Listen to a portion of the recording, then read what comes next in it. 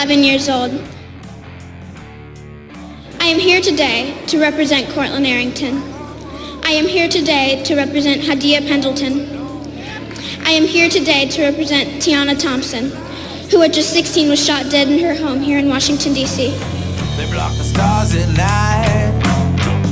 The stars at night. I thought one day.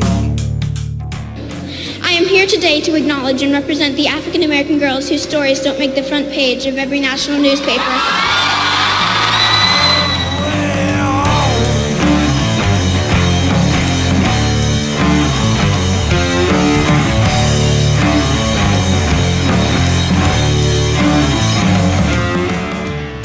People have said that I am too young to have these thoughts on my own. People have said that I am a tool of some nameless adult. It's not true. My friends and I might still be 11, and we might still be in elementary school, but we know life isn't equal for everyone, and we know what is right and wrong.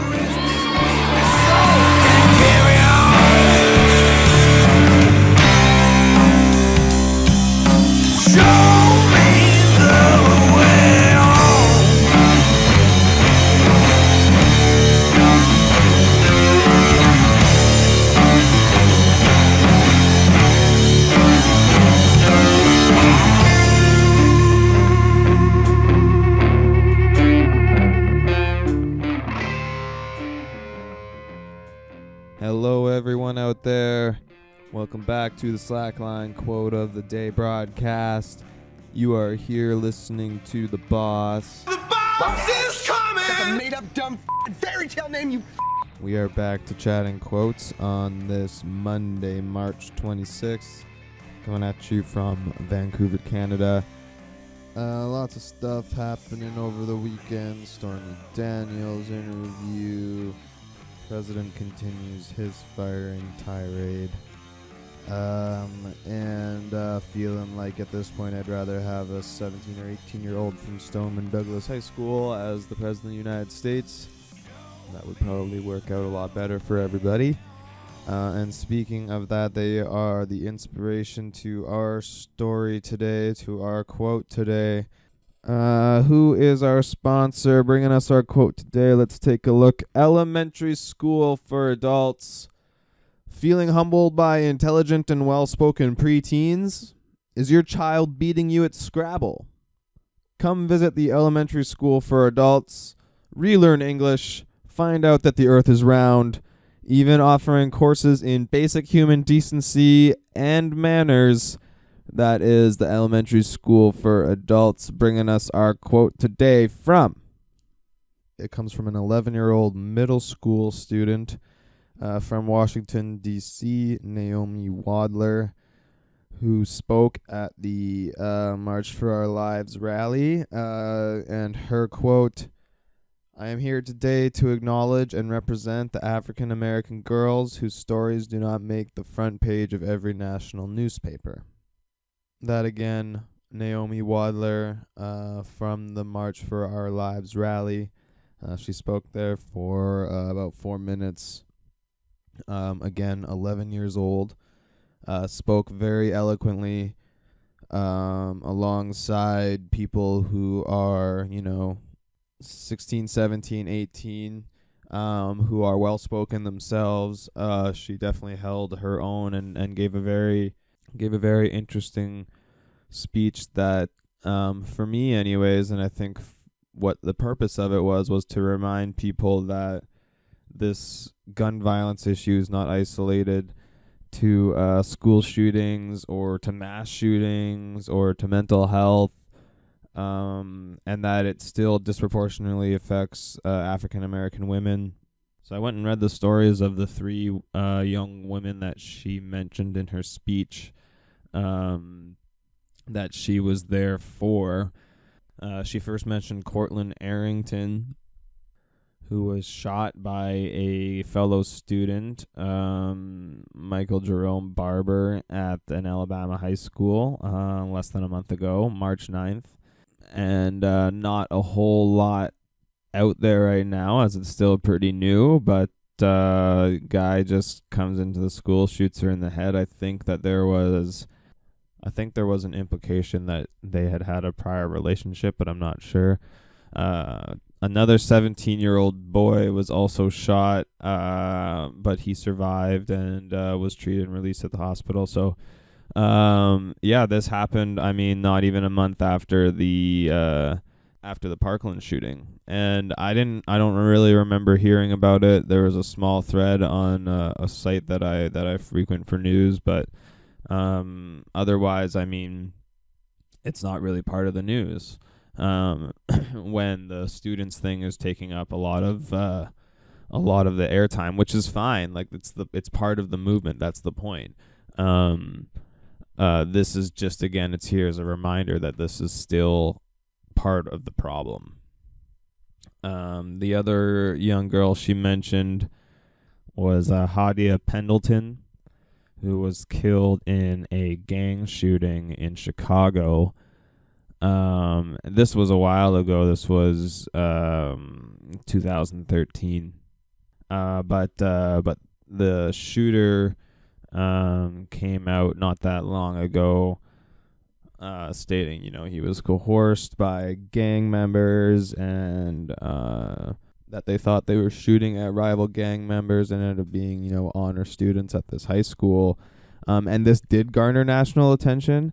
But part of the issue is these students were from a college prep high school. Same sort of deal in Parkland. These are AP students that get shot up, and they're part of the reason that there's this fight back is that they were relatively highly educated students for their age, and part of the reason there was some backlash for the Pendleton case is that it happened a mile from Obama's home, and Obama and the Obamas were in town at the time and actually had gone to see the site of the shooting and that type of deal. So that's not a gun issue necessarily. That's not an issue necessarily of a kid that gets a gun at too young of an age. The kid is too young to have a gun and ends up shooting people. But that's obviously a deeper issue of gang violence and stuff like that. But all of these are systemic problems that this movement of these kids against gun legislation, or for gun legislation, I should say, kind of represents a larger faction of a voice that is, is changing the terms on how we look at these things. Is saying, no, the way that we've been dealing with these problems hasn't been working, and the government has been bought out from people that actively profit from these things not working, including programs to try and help underprivileged African American youth that may be susceptible to gang violence later in their life. Programs to help those people get blocked all the time in favor of tax cuts, in favor of programs that are beneficial for people that already have plenty of benefit. And that is the larger point, I think, of these movements, is that people, especially young people, are tired of inaction in their government, whether it be for gun legislation or whether it be for African American rights or whether it be for social equality, whatever it is. They're fed up with their voices not being heard or expressed in the government and in the courts of law, because it's not getting that far, because the people that are being quote unquote elected to represent them aren't actually representing them. And the final girl she mentioned was a 16-year-old girl in Washington, D.C. Tianya Thompson of Washington, D.C. Was killed and died at the end of January. All it kind of says in this article from January is that a 16-year-old girl was shot in the head near this university, Gallaudet University, and has died, and that it was believed to be part of a domestic dispute, and that they are searching for a vehicle but that's kind of all there is about it, one kind of small article from, a Washington's top news bulletin, and not much else. And so, not that necessarily it should be getting the same type of attention that the mass shooting is getting. Obviously, that is much more public and involves a lot more people. But the amount of people that are dying at that rate in those mass shootings is not as high as, young African Americans that are dying in intercity violence like this. And so, and not just that, of course, through people's really racist tendencies to see a black person in a part of town that they don't think black people necessarily should be in, not because they're like, black people shouldn't be here, but because they don't see black people there very much, and then somebody ends up firing at them, whether it's a policeman or not. That is an ingrained racism that can't be legislated out of people. And so maybe not giving them weapons to take out these things that are ingrained in them, whether it be racism, any sort of prejudice, or mental illness. There's no reason for these people to have access to the weapons. And that's what the larger, the big movement, of course, over the weekend is about. So you have these marches, and kids and parents and citizens from all over the U.S. show up. About 800,000 people, according to estimates, which, some of the pictures, they're amazing. And I watched a lot of the speeches from a lot of these young people, and they are, again, amazing. Kind of makes me feel like an asshole for sitting in my room and yelling into this microphone to the 3 people that might be listening. But, nice to see political action on the part of some people who are fed up with their representatives not doing anything for them. So this is not about co-opting. Again, this is not about co-opting this movement that the Parkland kids started. It's adding to it. David Hogg, one of the other kids from Parkland, gave another speech where he stated that they the government, the people that are against them, would try to divide them by race or gender or class, but that it wouldn't work because this generational movement has roots in all of those social segments. Everybody from rich kids to poor kids to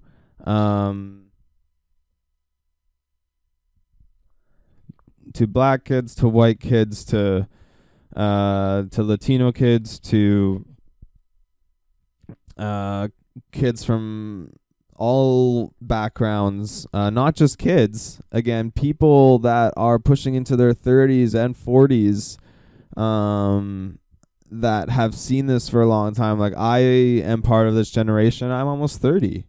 And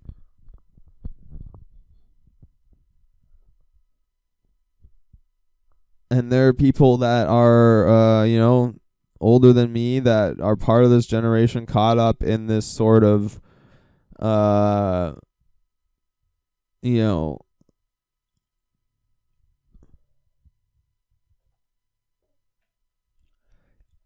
very intolerant stance against old, outdated ideals that are holding progress back.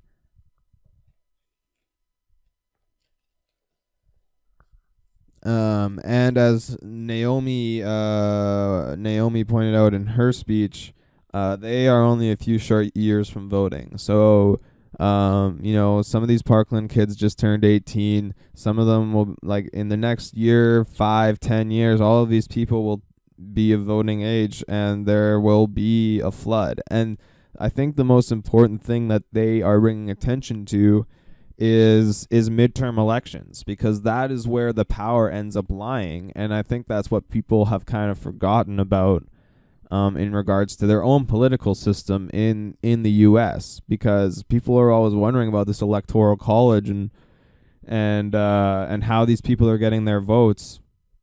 That's how. It's through these midterm elections that nobody ever really shows up to, and everybody's fed up with, gridlock in Washington and nothing really getting done.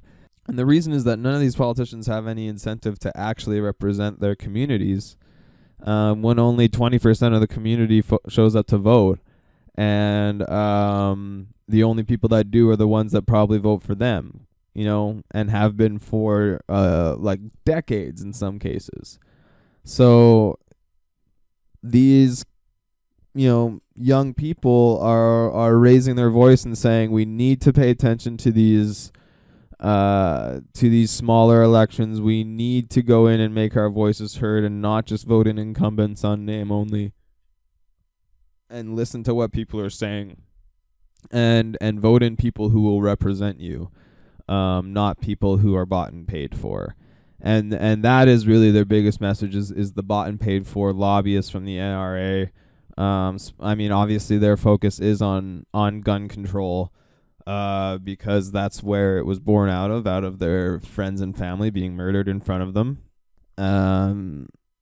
But I think that it is a symptom of a larger social shift that's happening, where, this population that is currently mostly 35 and under, there are people that are outliers, obviously, into 40s, 50s, and into their 70s. Definitely there are people that are out there, but they're in the minority within their demographics, whereas the demographics of people from like 35 and under are kind of all blending into one hive mind, sort of. And people might dispute that, and people might think that's a bad thing, but that's what this connectivity is going to bring us. People getting ideas that are the same, people that are recalculating their moral compasses to because they're getting new information about what's happening around them, not just in their own country but around the world. And one of the kids held up his cell phone and said, that is your greatest tool. All of human history's knowledge is in your pocket. Like, don't take that for granted. Use it, and use it wisely. So maybe that's where we'll end it for today. That quote again from 11-year-old Naomi Wadler in Washington at the March for Our Lives.